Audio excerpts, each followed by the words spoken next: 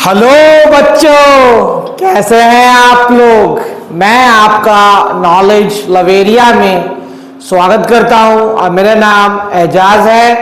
और आज जो बच्चों हम लोग देखने जा रहे हैं वह क्लास 10th की mathematics chapter number 11 areas related to circle exercise 11.1 और क्वेश्चन नंबर जो है वो बच्चों हम लोग 13 देखने जा रहे हैं।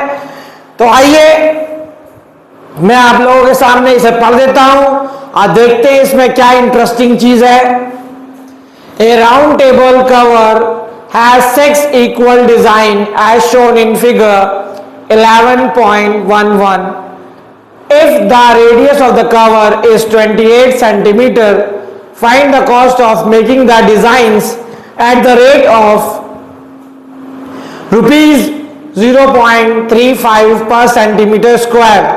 हम लोगों को रूट 3 की जो वैल्यू है वो कौन सी इस्तेमाल करनी है, 1.7 करनी है बच्चों। तो देखो इसका मैं तुम्हें निचोड़ बताता हूं कि ये बोल क्या रहा है क्वेश्चन के अंदर। अब मेरी बात सुनो, ये कह रहा है कि कोई टेबल पे कवर होगा, गोल्ड कलर का टेबल होता है जिसमें बैठ करके हम लोग खाना वाना खाते हैं, है ना, अच्छी अच्छी डिशेस खाते हैं, ठीक है। तो उसका कवर है ये, ठीक है, राउंड टेबल का। अब इसमें ना डिजाइन बने हुए हैं, देखो ये डिजाइन है, ये डिजाइन है, ये डिजाइन है, ये डिजाइन है, ये डिजाइन है। इसमें मेरी फिगर में आप लोगों को डिजाइन इक्वल नहीं दिख रहे होंगे, लेकिन जो ये एक्चुअल फिगर है उसमें डिजाइन क्या है, इक्वल है सारे, ठीक है। आप तो जानते हो हाथ से बनाया हुआ फिगर है, ठीक है, ह्यूमन एरर। तो आप उस फिगर को बुक में देखना, ठीक है, उसमें जो भी डिजाइन है वो ये भी इक्वल है, इसका एरिया भी इक्वल है, इसका भी एरिया इक्वल है, इसका भी एरिया इक्वल है, इसका भी इक्वल है, इसका भी इक्वल है, इसका भी इक्वल है, और ऐसे ऐसे करके कितने 6 डिजाइन है। तो मुझे 6 डिजाइन का जो एरिया निकाल करके फिर उसको रेट से मल्टीप्लाई कर देना है तो उसका कॉस्ट निकल जाएगा, ठीक है। लेकिन मसला है कि होगा कैसे, ये यही तो सबसे बड़ा मसला है। तो देखो तुम लोगों को मैं बताता हूं, रेडियस अगर है यहां से लेकर के यहां तक तो ये 28 है, कोई गलत नहीं कर सकता है इसको, ठीक है। 28 सेंटीमीटर हो गया ये। अब ये भी रेडियस होगा, ठीक है, टच कर रहा है बिल्कुल, ठीक है, बाउंड्री टच हो रही है। देखो ये भी रेडियस हो गया, ठीक है। उसके बाद ये भी रेडियस हो गया, ये भी रेडियस हो गया और ये भी रेडियस हो गया, ठीक है बच्चों। अब आप लोगों को पता है, एक जरूरी बात बता रहा हूं कि जो सर्कल होता है उसका टोटल डिग्री कितना होता है, 360 होता है। तो 360 जब होता है तो ये कितने पार्ट हो गए, 1 2 3 4 5 6 हो गया। तो 6 ट्राइंगल को अगर मैं डिवाइड कर दूंगा 360 से, ठीक है, तो हर ट्राइंगल का जो डिग्री है वो कितना आ जाएगा, 60 आ जाएगा, 60 आ जाएगा, 60 आ जाएगा, 60 आ जाएगा, और ये भी 60 हो जाएगा, और ये भी 60 हो जाएगा, ठीक है। तभी तो ये टोटल 360 होगा। ये खेल इतना समझ गए होंगे। अब यहां पे गौर से देखिए दीनानाथ चौहान, यहां पे क्या होगा, यहां पे 60 डिग्री तो हो गया, ठीक है, लेकिन ये भी जो रेडियस इक्वल होगा, ये भी रेडियस इक्वल होगा। तो ट्राइंगल की एक प्रॉपर्टी होती है कि जब ट्राइंगल की 2 साइड्स जो होते हैं ना, ठीक है, वो इक्वल होंगे, देखो ये वाले, ये इक्वल होगा और ये इक्वल होगा, तो उसके एंगल्स भी जो होते हैं वो क्या हो जाते हैं, इक्वल हो जाते हैं। तो ये भी 60 हो जाएगा और ये भी 60 हो जाएगा। समझ में आया ना।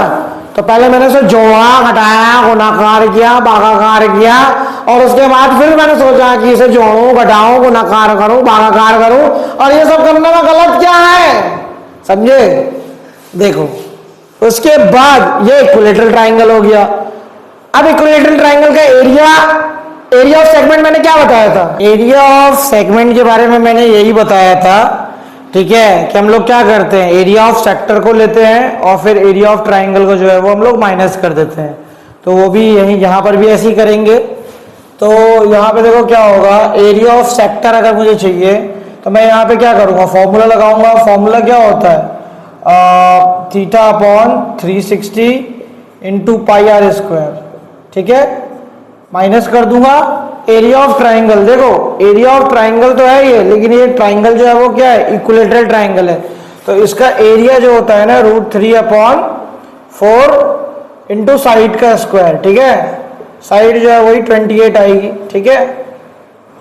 हाँ, तो यहाँ पे इक्विलेटरल ट्राइंगल का मैं यहाँ पे एरिया दे दूंगा, इसलिए जो है वो √3 जो है ना लिखा हुआ था बुक में, √3 की वैल्यू हम लोगों को क्या निकालनी थी, लगानी थी 1.7 लगानी थी, ठीक है। तो चलो इसको सॉल्व करते हैं साथ में ही। तो यहाँ पे 60 हो गया और ये 360 आ जाएगा, पाई जो है वो कितना हो जाएगा 22/7 हो गया, आर कितना हो जाएगा 28 × 28 माइनस √3/4 इंटू साइड, ठीक है, साइड कितना हो जाएगा, साइड भी जो है वो 28 ही हो जाएगी बच्चों, क्योंकि आप देख रहे हो कि ये क्या है, ये साइड है, ये साइड ही तो है इक्विलेटरल ट्रायंगल की, ये और ये कट गया, कितना आ गया 6 आ गया है यहाँ पे, ठीक है। उसके बाद इस 6 को काटो और इसको काटो, ये कितना हो जाएगा 11 हो जाएगा, ये कितना हो जाएगा 3 हो जाएगा। अच्छा, अब और क्या क्या हो रहा है, और जो है यहाँ पे इस 7 को मैं काटूंगा इससे, तो कितना हो जाएगा 4 हो जाएगा, ठीक है। तो क्या बचा मेरे पास बच्चों, ये बच गया 11 × 4 × 28/3 इतना हो गया, माइनस √3 और 4, ठीक है, और ये कितना हो गया 28 × 28। तो यहाँ पे देखो 4 से मैं काट दूंगा, ठीक है, 28 को 4 से मैंने यहाँ पे काट दिया, तो मेरा कितना हो गया ये 7 4 से कितना होता है 28 होता है, यहाँ पे 7 आ गया, ठीक है। अब देखो आगे का खेल कैसे कैसे इसको करना है हम लोग समझते हैं। यहाँ पे एक काम करता हूँ, ठीक है, ये पूरा का पूरा अगर मैं इसको सॉल्व कर रहा हूँ तो ये 28 और ये 28 जो है वो मेरा क्या आ जाएगा, कॉमन आ जाएगा यहाँ पे। तो 28 को कॉमन ले लेता हूँ बाहर की तरफ, और यहाँ कितना हो जाएगा, ये हो जाएगा 44/3 माइनस, ठीक है, और ये √3 की वैल्यू कितनी दी हुई थी 1.7 × 7 √3, ठीक है, और 7 28 तो मैंने बाहर ही निकाल लिया, ठीक है बच्चों। और ठीक है, यहाँ पे आपका जो डिनोमिनेटर था वो तो कट ही गया था, तो मेरी इससे ना कैलकुलेशन थोड़ी छोटी हो जाती है बच्चों, और कैलकुलेशन में जो है वो मजा आता है करने में, ठीक है। तो चलो इसको यहाँ पे मैं मल्टीप्लाई करके देख लेता हूँ। तो 1.777 49 का 4 आ गया, 7 1 7 और 4 कितना हो गया आपका 11 हो गया। पॉइंट देखो एक डिजिट के बाद लगाया तो यहाँ लगा लो, तो बाहर में है, ठीक है, और ये हो गया 44/3 माइनस 11.9 आ जाएगा यहाँ पे, इतना हो गया। अब देखो मैं यहाँ पे क्या करता हूँ, एलसीएम ले लेता हूँ।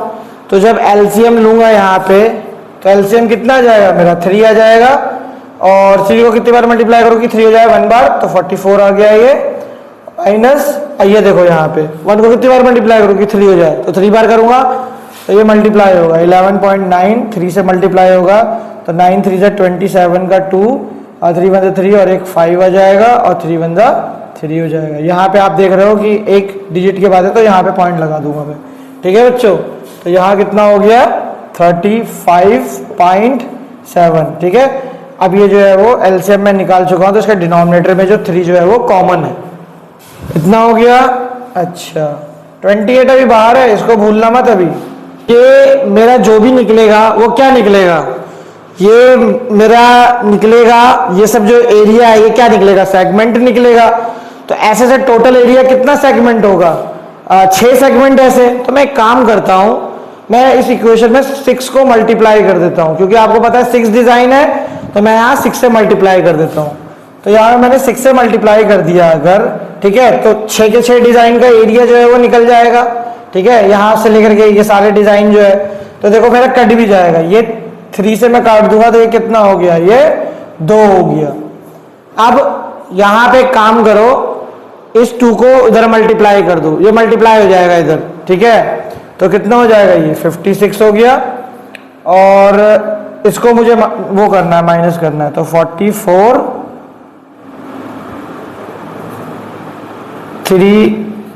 35.7। देखो माइनस कैसे करेंगे, 10 में से 7 जाएगा तो 3 बचेगा, ये कितना बच गया 13, 13 में से 5 चला गया तो ये 8 बचेगा, और ये जो है वो कट जाएगा बच्चों, और यहाँ पे कितना आ जाएगा, पॉइंट आ जाएगा, तो ये कितना हो गया 8.3 हो गया बच्चों। ठीक है, अब इसको हम मल्टीप्लाई कर लेंगे तो हमारा जो है वो टोटल जो है वो 6 जो सेगमेंट का डिजाइन है वो आ जाएगा। टोटल एरिया ऑफ 6 डिजाइन, ठीक है, 6 डिजाइन ब्रैकेट में यहां पे लिख देता हूं,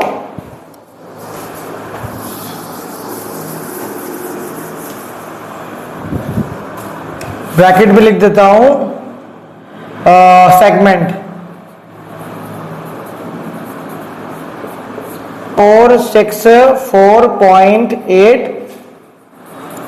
सेंटीमीटर स्क्वायर। ठीक है, लेकिन अभी भी जो है वो पिक्चर बाकी है मेरे दोस्त। तो 6 डिजाइन था, सेगमेंट कह लो उसको, ठीक है, जो भी शेडेड पोर्शन था वो तो मैंने निकाल दिया था।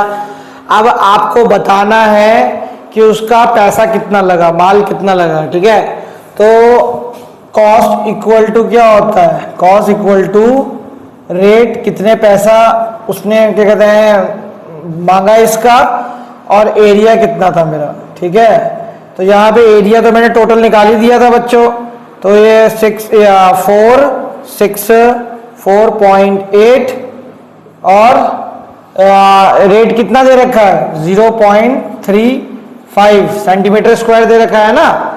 तो यहाँ पे कॉस्ट मुझे पता लगाना है, तो वही मल्टीप्लाई करना होगा। आओ मल्टीप्लाई करते हैं फिर इसमें। तो कॉस्ट जो है वो पैसा हमारा रुपी का साइन लग जाएगा, तो यहाँ पे हो जाएगा 162.68। ठीक है, 0 को लिखो या ना लिखो कोई फर्क, कोई दिक्कत नहीं है उसमें। ठीक है, तो ये पैसा जो है वो, this is cost of designs.